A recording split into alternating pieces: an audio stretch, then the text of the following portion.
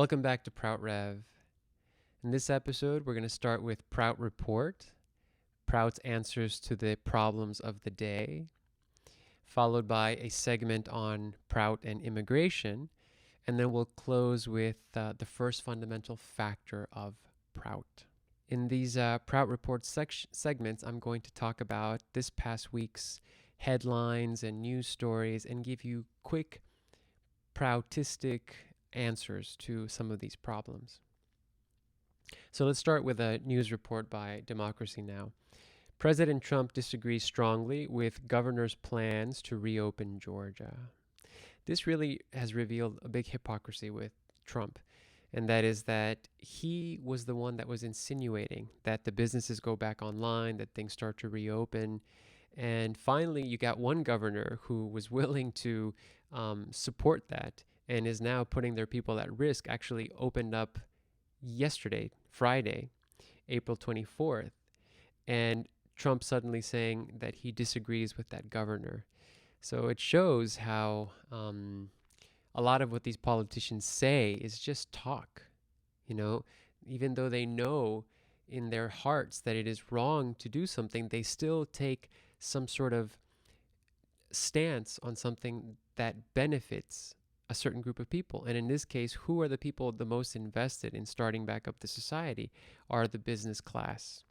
Now, I have a few more articles on this topic of reopening society.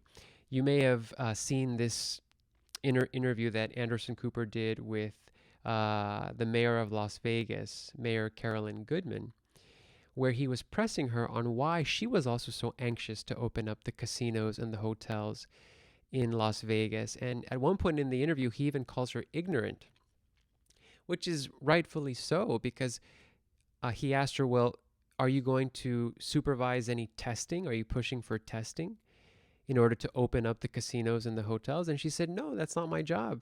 That's the job of the hospitals. That's the job of the CDC. And so he says, so even though you're not willing to do any of that, you still want to put the burden on them and also put people at risk. And they really have no good answer for why they want to open up. They think that, it's because, of course, they say that it is to put workers back in business, but really that is only to benefit the top 1%, who right now are also seeing a lot of their income go down because the workers cannot work. And so it is this group of people who could care less about the safety of the people, who just wants money back rolling. And actually, polls have shown in the United States that most people don't want to reopen. People are quite content with making sure we're safe before things start to reopen.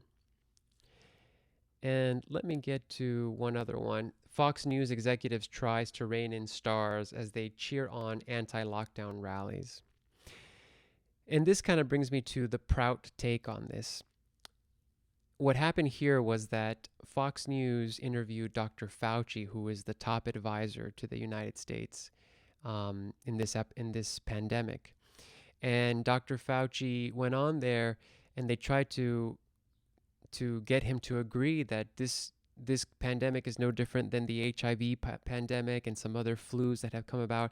And he told them that no, this is completely different, and that the only way we can get back up and running is if there's more testing. So what PROUT would say about, should we be back up and running is, let's listen to the scientists. PROUT believes in science. In a situation like this where we have a pandemic, politicians should not be making decisions. CEOs should not be making decisions. The decisions should be made by the scientists and the doctors. Let me go ahead and show you a quote from Prabhat Ranjan Sarkar. As the nature of problems changes, the human mind responds by making new scientific discoveries.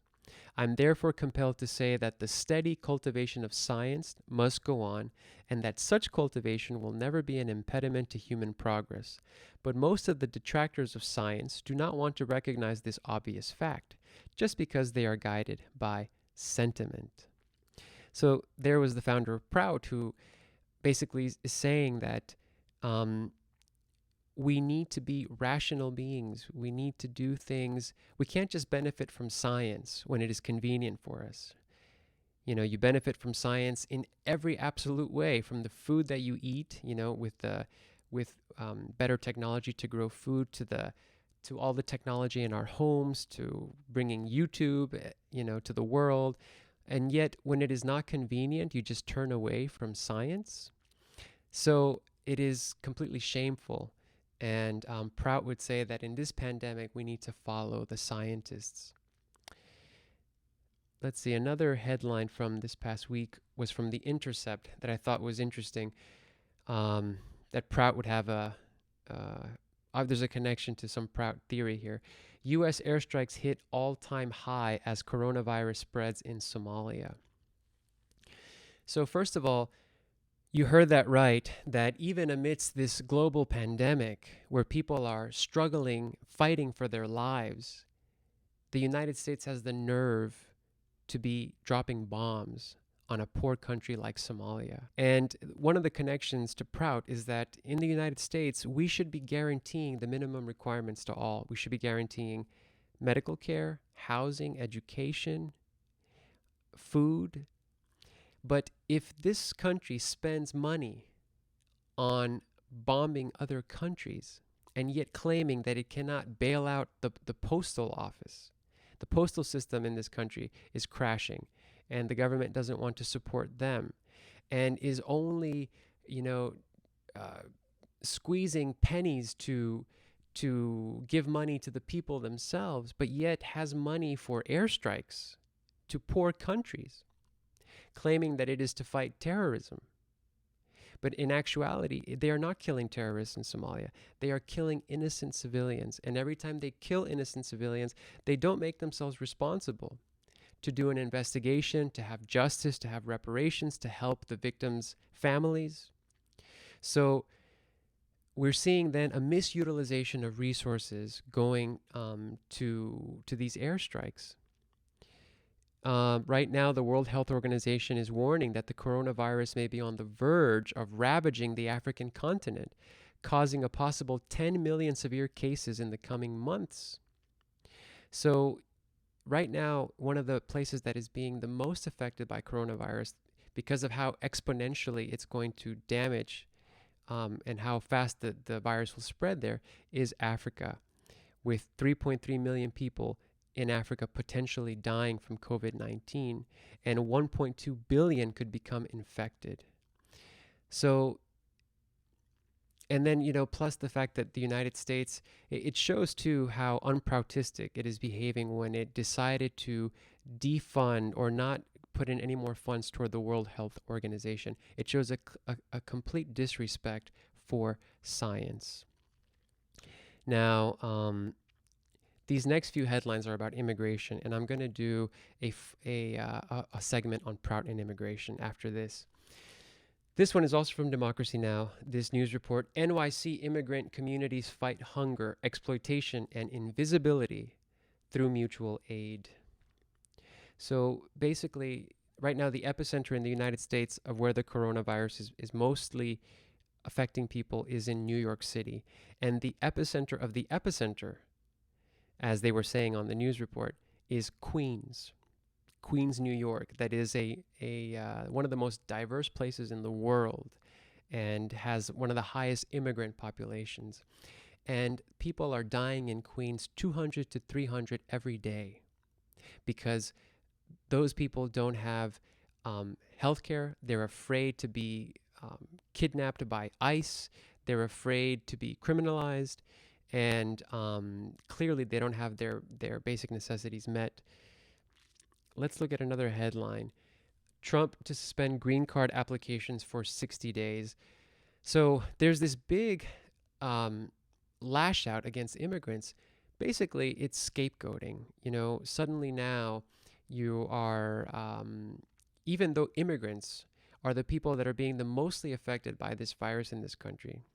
And what's so shameful about that is that actually immigrants right now are the essential workers in a large part. They are the ones that are out there doing the work that cannot be done from home. Also, from Block Club here, at least 37 children at a Chicago shelter for immigrant detainees have tested positive for COVID-19.